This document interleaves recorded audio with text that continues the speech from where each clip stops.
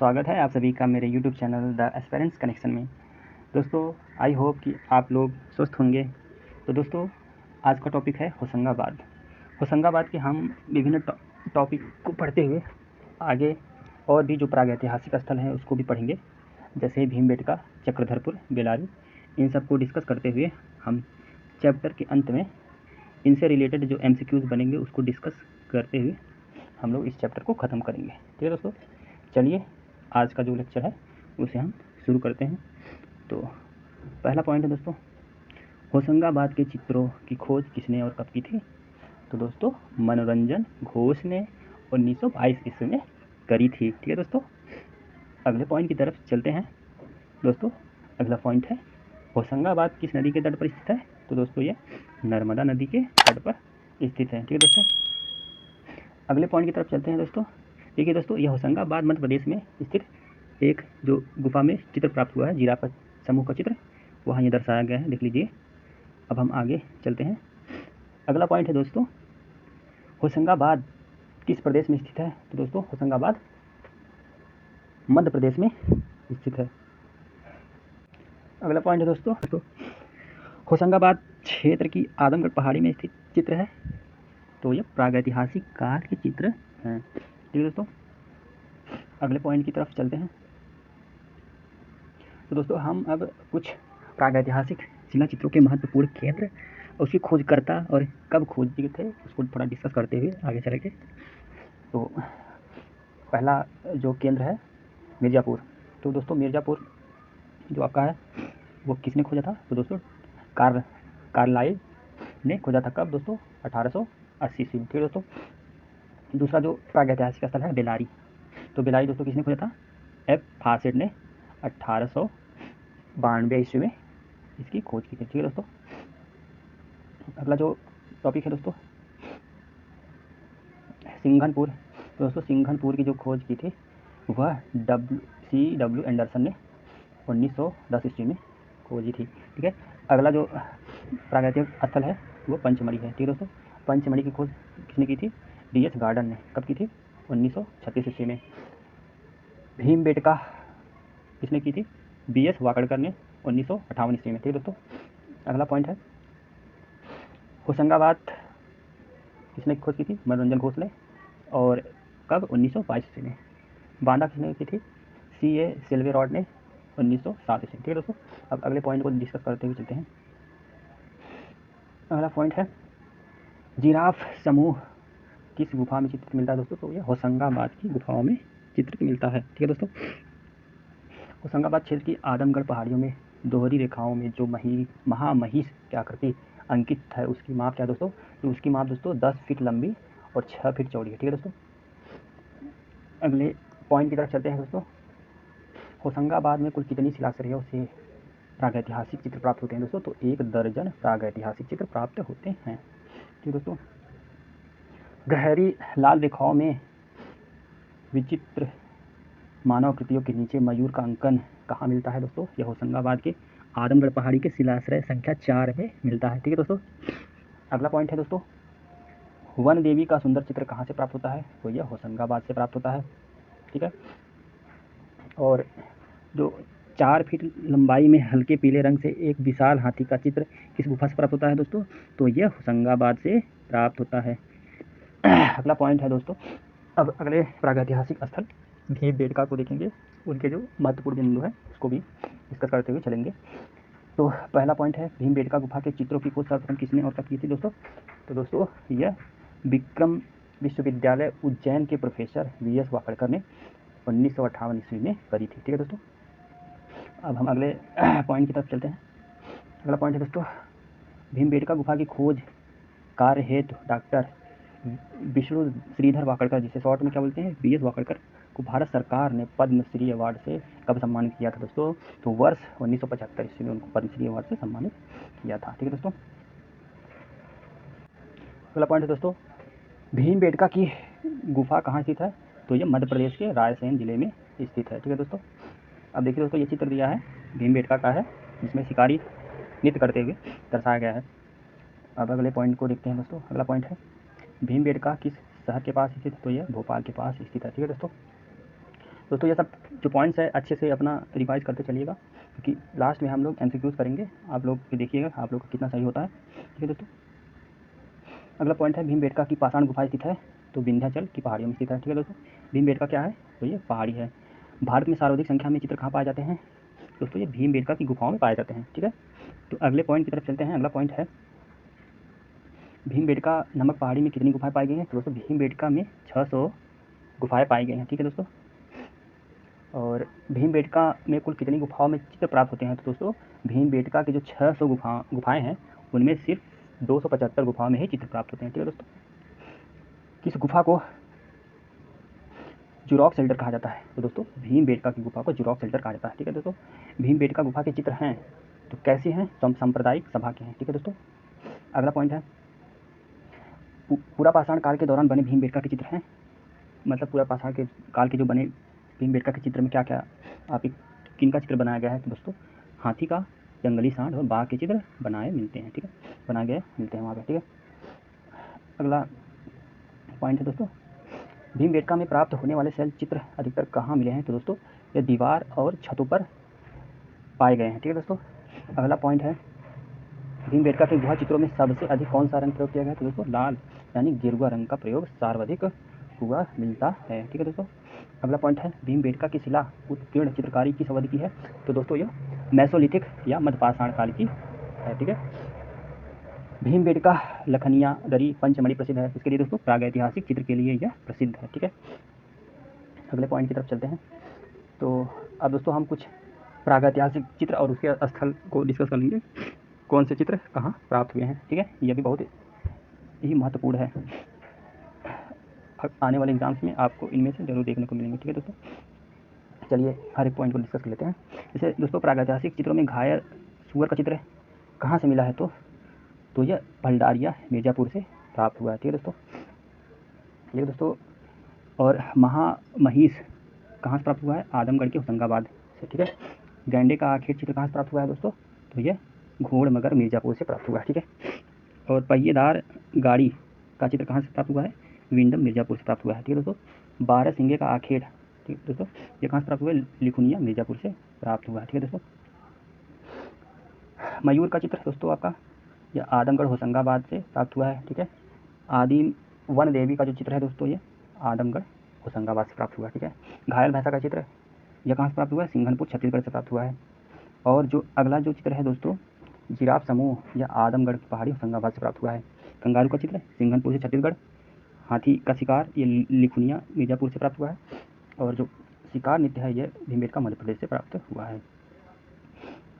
और दोस्तों अगला जो चित्र है शहद एकत्रित करते हुए ये कहाँ से प्राप्त हुआ है, पंचमढ़ी की गुफा से प्राप्त हुआ है। ठीक है, अश्वारूढ़ और महिषारूढ़ सैनिकों का युद्ध यह कहाँ से प्राप्त हुआ है दोस्तों, ये बोरी गुफा पंचमढ़ी मध्य प्रदेश से प्राप्त हुआ है। ठीक है दोस्तों अब हम अगला जो प्रागैतिहासिक स्थल है चक्रधर को थोड़ा डिस्कस करेंगे, इसके जो मेन बिंदु हैं उसको हम देखते हुए चलेंगे।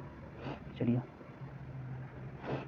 देखते हैं, पहला पॉइंट है चक्रधरपुर प्रागैतिहासिक स्थल कहाँ स्थित है, तो बिहार में स्थित है। ठीक है दोस्तों, लेटी व शिकार करती हुई मानव आकृतियों को कहाँ अंकित किया गया दोस्तों, तो ये चक्रधरपुर में अंकित किया गया है। ठीक है दोस्तों चक्रधरपुर से प्राप्त चित्रों को आशित कुमार हलदार ने कितने वर्ष पहले बताया था, तो आशित कुमार हलदार ने चक्रधरपुर से प्राप्त चित्रों को कितना वर्ष पहले का माना है, तो 3000 वर्ष पूर्व का माना है, ईसा पूर्व का। ठीक है, बिल्लास रंगम अगला जो प्रागैतिहासिक स्थल है उसके जो पॉइंट्स हैं उसको डिस्कस कर लेते हैं। बिल्लास रंगम गुफा किस राज्य में स्थित है, तो दोस्तों तमिलनाडु, जो कि वर्तमान में कहाँ है, वर्तमान में आंध्र प्रदेश में है। ठीक है दोस्तों, अगला पॉइंट है हड्डियों के बने हथियार कहाँ पाए गए हैं, तो दोस्तों ये बिल्लास रंगम में पाए गए हैं। ठीक है, जादू के प्रचलन के अनेक प्रतीक चिन्ह या चित्र कहाँ पाए गए हैं दोस्तों, ये बिल्लास रंगम से पाए गए हैं। ठीक है दोस्तों, अगला जो पॉइंट है अगला जो प्रागैतिहासिक स्थल है दोस्तों बेलारी, तो बेलारी को पढ़ लेते हैं थोड़ा।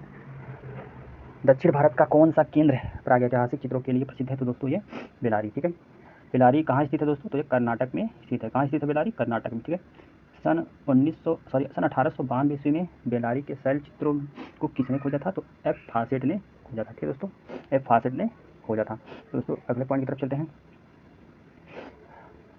उत्तर पाषाणकालीन मानव निवास का प्रमुख केंद्र था, तो क्या था, बेलारी था। ठीक है दोस्तों, जादू के विश्वास के सर्वाधिक चित्र कहाँ अंकित किए गए हैं? तो दोस्तों ये बेलारी में अंकित किए गए हैं।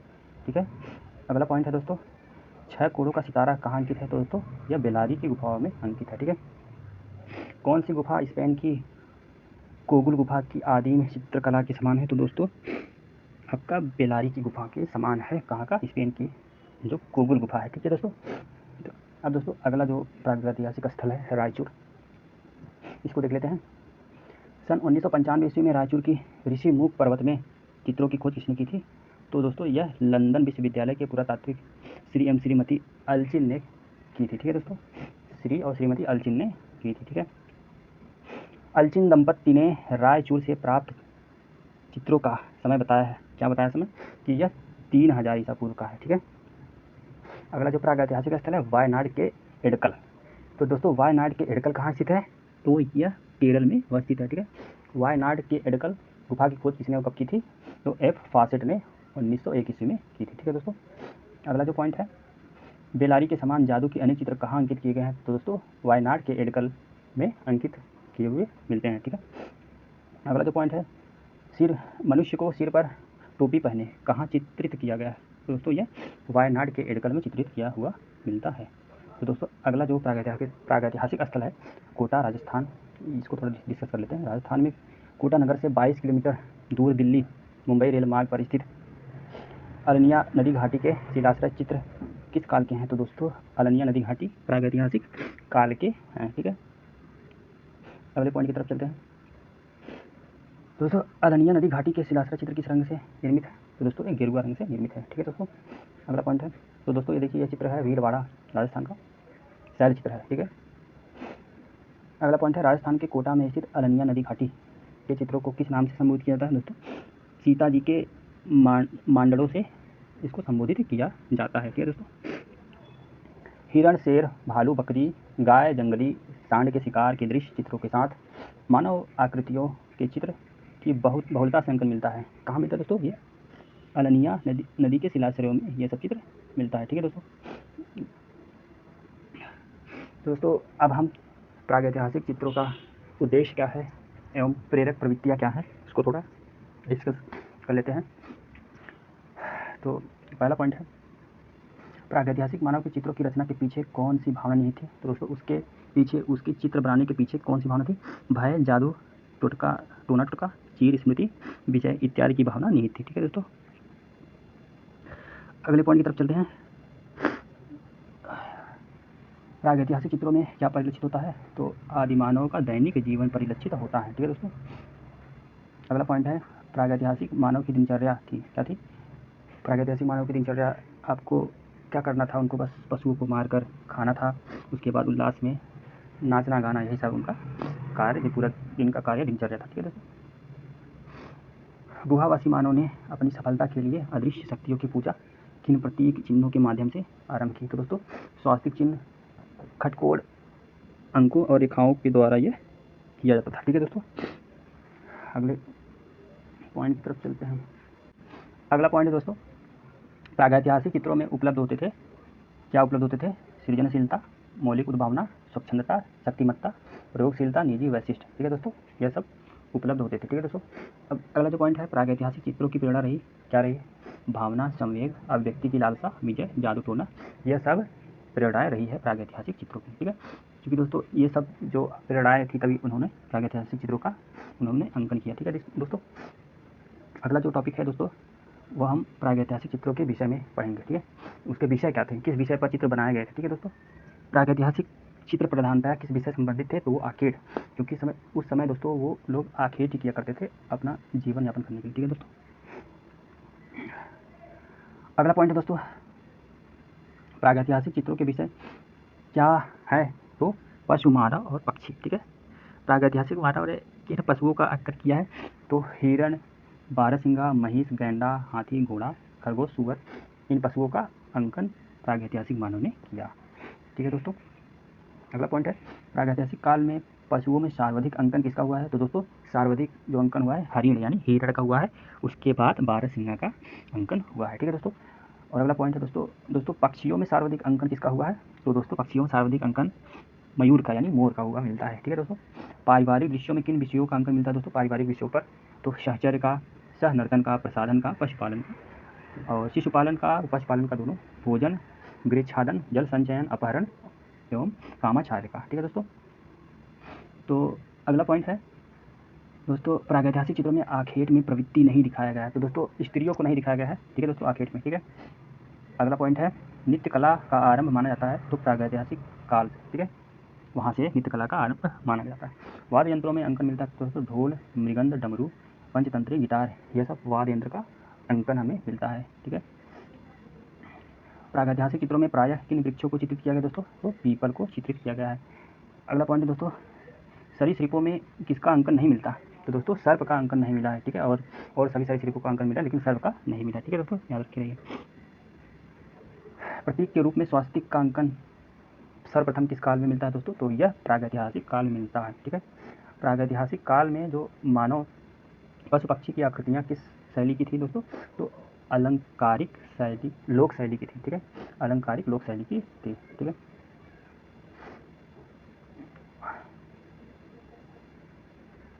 हाँ दोस्तों, अगला पॉइंट है, लोक कला का आरंभ किस काल से माना जाता है? तो दोस्तों प्रागैतिहासिक काल से माना जाता है। आदिकालीन मानव ने कृषि जीवन के अंतर्गत चित्रित किया तो दोस्तों पशुपालन, बैलगाड़ियाँ, नौका विहार, मधु संचयन मतलब शहद का संचय करना, ये सब काम, पशुपालन, बैलगाड़ी, नौका विहार करना, ये सभी कृषि जीवन के अंतर्गत चित्रित क्या थे? उनके चित्र थे। ठीक है। प्रागैतिहासिक चित्रों में किसकी अभिव्यक्ति हुई है दोस्तों? तो भय, साहस, संवेग और धर्म की, इन सब विषयों पर क्या अभिव्यक्ति मिलती है? ठीक है, प्रागैतिहासिक चित्रों में। ठीक है दोस्तों। एक सेकंड दोस्तों। हाँ दोस्तों, अगले पॉइंट की तरफ चलते हैं। अगला पॉइंट है, प्रागैतिहासिक युग के चित्रों में संचित मिलता है दोस्तों प्रागैतिहासिक युग के मनुष्यों का संपूर्ण इतिहास यह संचित मिलता है। ठीक है दोस्तों। तो अब प्रागैतिहासिक चित्रों की विशेषताओं के बारे में पढ़ लेते हैं कि प्रागैतिहासिक काल के जो चित्र थे किससे बनाए गए थे, उनकी रेखाएं कैसी थी, क्या हुआ। ठीक है, इन सब के बारे में हम डिस्कस कर लेते हैं। तो दोस्तों प्रागैतिहासिक कालीन अधिकांश चित्रों को बनाया गया था तो रेखाओं द्वारा बनाया गया था। ठीक है दोस्तों, अधिकांश जो चित्र थे रेखा द्वारा ही बनाया गया था। ठीक है। अगला पॉइंट है, प्रागैतिहासिक चित्रों में किसका महत्व है? तो रेखा का बड़ा ही महत्व है। ठीक है, चूँकि रेखा द्वारा ही बनाया जाता था चित्र। प्रागैतिहासिक चित्रों में प्रधानता है तो किसकी प्रधानता है? रेखा की। तो ये प्रश्न घुमा फिरा के एक तरह से कई बार पूछा गया है, तो आप ध्यान रखिएगा। तो प्रागैतिहासिक चित्रों को कहा जाता है दोस्तों रेखा चित्र कहा जाता है। अधिकांश प्रागैतिहासिक चित्रों के रंग क्या हैं दोस्तों? गेरुआ रंग के पाए गए हैं। ठीक है दोस्तों। आदिमानव लोग शिला चित्रों के लिए किस प्रकार के रंगों का प्रयोग करते थे दोस्तों? खनिज अथवा भूमिज रंगों का प्रयोग करते थे। ठीक है दोस्तों। आजकल की तरह जो रासायनिक रंग जो उपलब्ध है, तो पहले इस तरह के रंग उपलब्ध नहीं थे, तो वो अपने हिसाब से जो प्राकृतिक रंग थे उसका यूज़ करते थे। जैसे तो देखिए, गेरुओं के अलावा आदिकालीन मानव किन रंगों का प्रचुरता से प्रयोग करते थे दोस्तों?